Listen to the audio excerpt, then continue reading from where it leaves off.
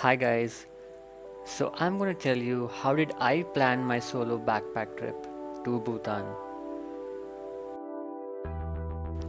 But first of all, why solo? This has been the question that follows me every time I talk about solo traveling. Not that this was the first time I was traveling solo, but this time I was planning for something outside India. And yes, this was my first international trip. So let me quickly tell you the best things I could think of for traveling solo. First, I can make my own plan, and yes, making a travel plan is as exciting as tiresome it could be. But I'm sure this video will only add more reasons for you to try planning it out the next time. Second, I can end up staying a bit more longer if I'm in love with the place. Third, I can see the best sunrise of my life, and yes, the best sunset too, if I'm lucky. Fourth, all of this can come under my own budgets. Yes, and that's the big one. When it comes to choosing a country for your next vacation, I know it's a very tough choice. But for me, it was pretty easy this time. More than a year before I planned this travel, I saw a beautifully written Facebook post by one of my friends. She wrote about her travel experience in Bhutan, and it was her solo trip. As soon as I read the post, Bhutan from nowhere went on to become my go to destination. Coming back to my planning, the first thing I wanted to know was how am I going to reach this Buddhist kingdom located on the Himalayas' eastern edge. It took me some time to realize and believe that there is no direct flight from Bangalore to Bhutan. Delhi, Kolkata, Guwahati, Bagdogra, and Gaya are the only Indian cities to have a direct flight connectivity to Bhutan, and the tickets were costly for me. After some more research through multiple travel sites and blogs, I decided to travel by airways, railways, and roadways before I reach the Royal Kingdom of Bhutan. So now the travel part got sorted and I booked my tickets. It's a flight from Bangalore to Bagdogra, a train from Bagdogra to Hasimara, and finally a local bus from Hasimara to Jaigong, which is situated right in the Indian side of the border with Bhutan. Time was up to decide on the can't miss checklist for the trip. The Kingdom of Bhutan is divided into 20 districts. Each district is called as a Dzongkha, and Thimphu is one of them and is the capital of Bhutan. First time visitors to Bhutan usually cover three of these districts, which are Paro, Thimphu, and Punakha. For nature lovers who are looking for a less crowded and peaceful place, Ha Valley is the best. As per 2017 census, Ha is the second least populated district of Bhutan after Gasa. After looking at multiple of these online sources available on Bhutan Tourism, I have decided on my can't miss checklist of Bhutan. So here we go. Tiger's Nest, also called as Paro Taksan. This is a prominent sacred site of Himalayan Buddhists. The temple is located in the cliff side of the valley in Paro. Next comes Ha Valley, and you have already heard about this. This paradise is about 70 kilometers from the Paro city.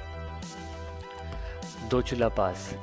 This is a mountain pass at 3100 meters above sea level. This comes on the road from Thimphu to Punakha, and you can see 108 memorial stupas built in the memory of the 108 Bhutanese soldiers who were killed in the 2003 Operation All Clear.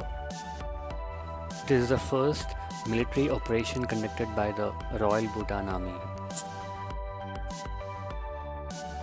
Here comes the highest motorable point in Bhutan, the Chelela Pass, at 3,988 meters above sea level. This pass comes in between Paro and Ha. Punakha Suspension Bridge. This is a 160-meter long suspension bridge over river Pochu. Get to the middle of this bridge and capture the scenic beauty offered by the Punakha Valley. This is the Punakha Dzong, the second oldest and the second largest Dzong in Bhutan. Can you guess how tall this Buddha statue would measure? This statue at the Buddha point in Thimphu is at 170 feet and is one of the world's largest Buddha Rupas. Rimpung Dzong. This has the district monastic body and the government administrative offices of Paro. While these are the top ones I wanted to visit, there were few other places I noted down. So now that I've marked the places to visit, it was time to decide how am I going to reach each of these places. I know, my pocket's gonna surely burn if I've hired a private cab for the entire trip. So I planned a combination of cab and local bus transport. The local buses in Bhutan from one district to another cost less than half of what one would end up paying for a similar trip in a shared cab. So now, after adding in all the travel days from and to Bangalore, I end up planning for a 9-day solo backpack trip to Bhutan. 3 days for the travel. You remember, it's a flight, a train and a bus. And the same happens when I come back to Bangalore. So it's a 3 days travel, 2 days in Thimphu, 1 day in Punakha, 2 days in Paro and 1 day in Ha. While I was looking for ways to reach Bhutan, I've also figured out the visa and entry permit guidance given by the Bhutan government. All the foreign visitors, with an exception to Indians, Bangladeshis and Maldivian nationals, will need to show a visa to enter Bhutan. To cut the story short, I will be permitted to tour Bhutan without any entry fee because I'm an Indian. But yes, I would be required to show either a valid passport or a voter ID card. I should also submit my stay details in Bhutan, at least for the initial few days.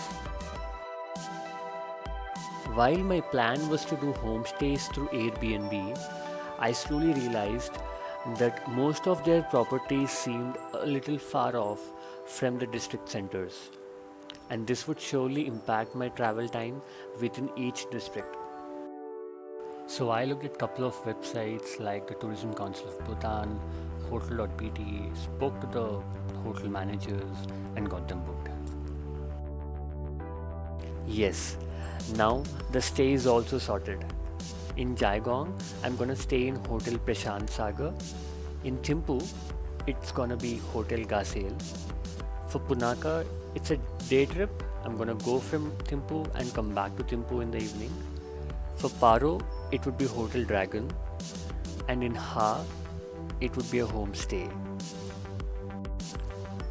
While things started falling in place, I made a checklist for all the essentials required for the trip, like a waterproof jacket that can keep me warm till 7 to 10 degrees Celsius, good waterproof boots, thermals, torchlight, gloves, medicines, etc. With time running towards my vacation, I was only getting more and more excited. But yes, what about money? My budget for the trip was 30,000 rupees including travel. And Bhutan accepts Indian currency and the exchange rate is 1:1. In fact, I also ensured to have enough hard cash in Indian rupees in the denominations of hundreds. I was doubtful on the acceptance of 500 and 1000 rupees notes in Bhutan. It has been more than 10 minutes that you've been with me in this journey. Thank you so much. So let's sum it up.